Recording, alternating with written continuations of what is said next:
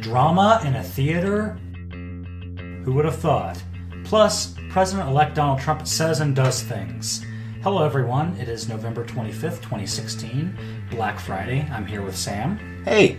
Tonight we are going to jump into the fray and discuss some of the political happenings that went on this week because there is plenty to talk about. So, 1 week ago, Mike Pence attended a showing of the Broadway hit musical Hamilton. He was promptly booed by the audience, and as the play concluded, Brandon Victor Dixon, the actor playing Aaron Burr, he took to the stage and delivered this message. We, sir, we are the diverse America who are alarmed and anxious that your new administration will not protect us, our planet, our children, our parents, or defend us and uphold our inalienable rights. We truly hope that this show has inspired you to uphold our American values and to work on behalf of all of us. This gained some steam in the media, mostly because of Trump's reaction to it. Of course, Trump took to Twitter, as most of us know at this point, and he basically asked for the cast of Hamilton to apologize. This probably won't surprise you, Chase, but I was actually surprised that Donald Trump asked for an apology this time. I really thought that the Trump train had stopped at President-elect, and I really thought this was going to be his transition on another track, if you will, to be acting more presidential. And this taking to Twitter, it caught me by surprise. I was really flummoxed by it. Well, of course, the running joke a lot of people had during the election was that, well, this is just the primaries. As soon as we get into the actual, general campaign, he's going to stop using Twitter and saying all these things. Then during the actual campaign, people started to say, well, if he's elected president, he'll stop being on Twitter and doing these things. Now it kind of seems like people are going to be saying, after he's done being president, he'll stop being on Twitter and saying all of these things. I don't think that Trump has any plans of giving up Twitter at this point. I'm just imagining imagine JFK had Twitter, right? Or imagine Ronald Reagan or Abraham Lincoln had Twitter. Well, imagine one of our previous presidents having a limitation like this and saying, you can speak to the people. Imagine the fireside chats of FDR in Twitterverse. I can't see the medium really supporting this much longer. I can't really think of a world in which Donald Trump continues to say and do things on Twitter that doesn't, quite frankly, implode under its own pressure. Because he's got to give this up at some point. And to me, that was the moment of the debate and the discussion, not the Hamilton thing. I mean, who would have thought Hamilton, a play about politics and the Founding Fathers? Yeah, and the interesting thing to point out for me is that in a lot of ways the media is treating this as a very partisan issue, right? Now, I think that it's possible to think that there's something wrong on both sides, right?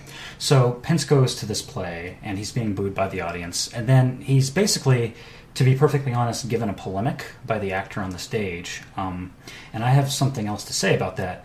But I think it's possible to say that, but actually I think out of all the people involved, Mike Pence was probably the most mature because reportedly Mike Pence said to his children who went with him to the play that that's what freedom sounds like. And that is actually a mature response to what happened to him.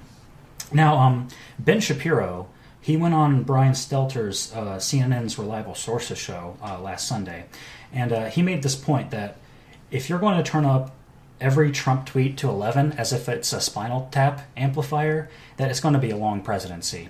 And he's probably right about that if you treat every little thing Trump does as this politically significant act, it's going to really diminish when Trump actually does something perhaps egregious, right? Because we have heard news of Trump, meeting with foreign leaders and whatnot that could lead to, business decisions, which is, politically ambiguous in a lot of ways with what he's doing. Is it appropriate to react in such a way to something that, a lot of people don't see as a huge slight? Well, I have to say that Trump has been synonymous in this campaign. The word Trump has been synonymous with wagging the dog of the media. And if the media keeps following this, we'd like to think that the media is baiting Trump, but I'm starting to wonder if it's not Trump who's been baiting the media all along, right, and really been amping this whole thing up. But at the same time, I do think the media is going to have to dial it back a bit. Now, the other thing to say is that Mike Rowe, who is the former star of Dirty Jobs, Not Dirty Work, starring Norm Macdonald, he made this point that the actor on the stage kind of delivered a polemic to make his point to Mike Pence, essentially. And the problem is that in terms of persuasion, polemics are usually not very persuasive to people. He actually argued, and he quoted Hamlet, right? The idea was that in order to get across a message, he used art to sort of, as a subliminal message. He was going to embed a message to the king, right? So in a lot of ways, going on stage and delivering this sort of Philippic, there's a threat against our people, and you better do something about this because your man is, it feels like a threat, right? And so when you think about it, though, they just delivered a play that kind of espouses many of the principles he's delivering. A disconnect by having this play and trying to deliver a message through art, and then almost kind of, it feels like they're trying to buttress the polemic they give at the end, but they might even be diminishing the effect of the art at the end by doing it. My question is, how long did they know in advance that Mike Pence was going to be there at their performance? Why isn't the work itself, why can't it make the point? Right. It seems like Mike Pence didn't take the bait, but Trump kind of did in some ways. What's interesting is that a lot of pundits and whatnot, they kind of go back and forth on comparing Trump to previous presidential figures, right? They say, is he going to be a Nixon or is he going to be a Reagan, right? There's an interesting point, though, that I'd like to raise, that Trump could be a Hamilton figure in a lot of ways. Charles C.W. Cook on Twitter actually pointed out some of these ironies. He said, "For the record, Alexander Hamilton was an immigration hawk who endorsed the Alien and Sedition Acts and wanted to deport troublemakers." So it's kind of fascinating to think about this because I think about American conservatism, post-Revolutionary War and whatnot.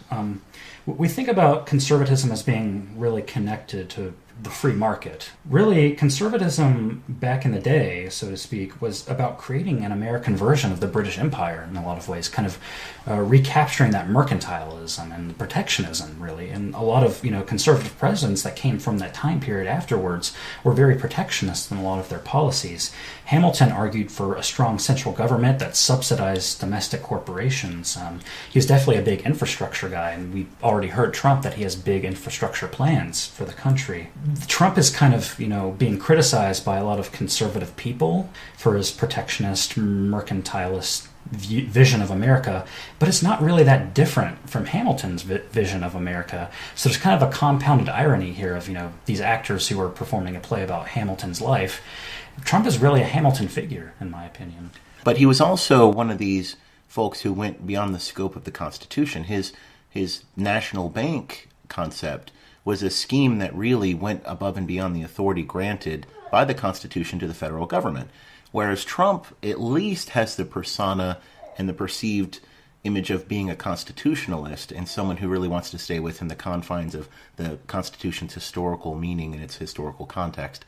That said, I do think that the nationalist image here is something that really transcends the play. And I think that you've really made a good point there. Though I have to wonder at some point, again, we mentioned why is it that the play can't be allowed to do the work. And I do think we've reached that point with the media that we're so worried about not being able to make a polemical point through art that we just have to really just present it unequivocally and not let the work speak. And I think that we have to have a lot more trust in the work and the art and the craftsmanship and the craft of art. And I think that this would be one of those times when we can look back and see later in Trump's presidency where it all went wrong. Because this is just the first stop in which art stops becoming art and it becomes something else entirely.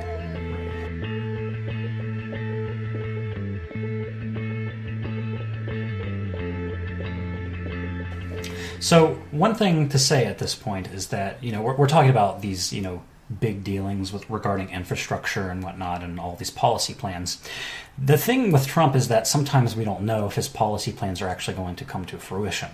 So, case in point, Tuesday morning on MSNBC's Morning Joe show, Trump campaign manager Kellyanne Conway came onto the show and stated that Trump will not be appointing a special prosecutor to investigate Hillary Clinton's national security activities, her situation, as he put it, during the second debate. This isn't really much of a shock to me. I kind of thought that when Trump threw out that possibility during the second debate to begin with, he's kind of throwing red meat to his base, basically, because, trying to get them rowdy, and that's something they wanted to hear. I didn't buy it at that time, and during Trump's victory speech, when he came on to the stage, and to paraphrase him, he essentially said that Hillary was, a great public servant who worked hard for the American people, and she should be given praise for that. I think that for a lot of people who are really, chanting lock her up and whatnot. Well, in the question of whether or not Trump is going to be one of these Nixonian presidents or a Reagonian president, it sounds like he's going to be more of a Gerald Fordian president in terms of the previous administrations. Previous administrations have this habit of staying silent and letting history comment upon their work. The discourse has changed. We can't necessarily look at historical trends anymore and say, well, it's going to be this way, because we have current presidents who are, at this point, saying that they're going to be vocal. We've got incoming presidents walking back, scaling back campaign promises, which is, of course, expected, but at the same time, being willing to say or do anything they want on the internet.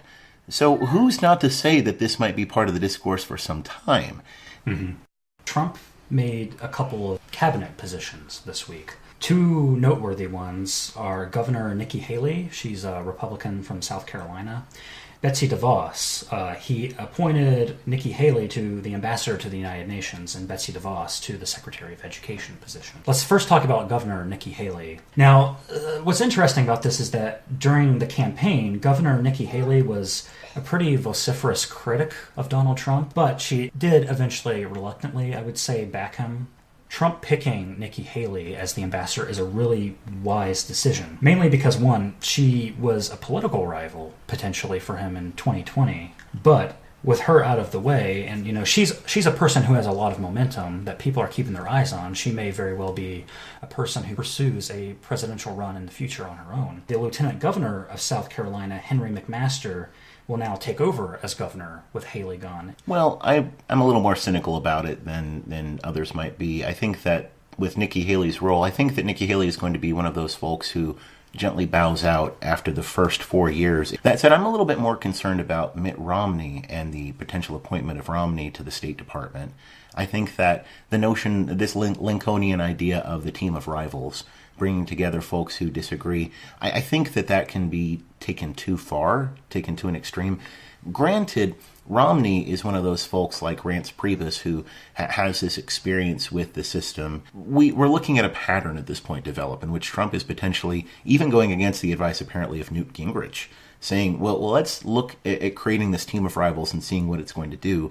But for Trump, I think that he's always been in a position to have that in business. Having folks that could disagree with one another left him at a vantage point where he could make a decision somewhat unobstructed of one particular political persuasion or business persuasion. So it might be advantageous to him into the country. Yeah, you definitely get the feeling that he's trying to build this atmosphere of coalescence in some sense, because there's definitely, in the wake of the presidential election, there's been a kind of a fracturing of the Republican Party in a lot of ways, trying to see this action as Trump trying to coalesce that group together and saying, look, just because you weren't a big supporter of me during the campaign, I'm going to bring you on board because instead of, this message of divisiveness. Well, true. And Trump had to take down, 17 opponents in the race, in the primary? And let's be fair, in the Democratic primary, it was basically 2 opponents. But this notion of the politician who says one thing in the campaign and then governs in reality pivots away from that, I think that's something that we're going to see more and more, and it's something that has shown up throughout the history of politics. So we discussed Nikki Haley. I wanted to say something about Betsy DeVos because, for the most part, conservatives have been kind of positive to her announcement to this position. Some of them have some problems with that, but overall, she kind of has this idea of local control. She, despite her being, pro-school vouchers and charter schools and whatnot, she does not seem to be a proponent of local control of education. In fact, part of her efforts are stated to be setting higher national standards. That's kind of interesting phrasing to me, to put it as setting higher national standards, because it doesn't sound like that's going to necessarily be putting control back into local communities. It seems to me that it's going to be keeping sort of a federal national control of education, but sort of changing the standards involved in that. So everyone, that concludes our weekend roundup. Thank you, Sam, for coming here. Thank you, Chase. And we hope you guys will listen next week. Yeah.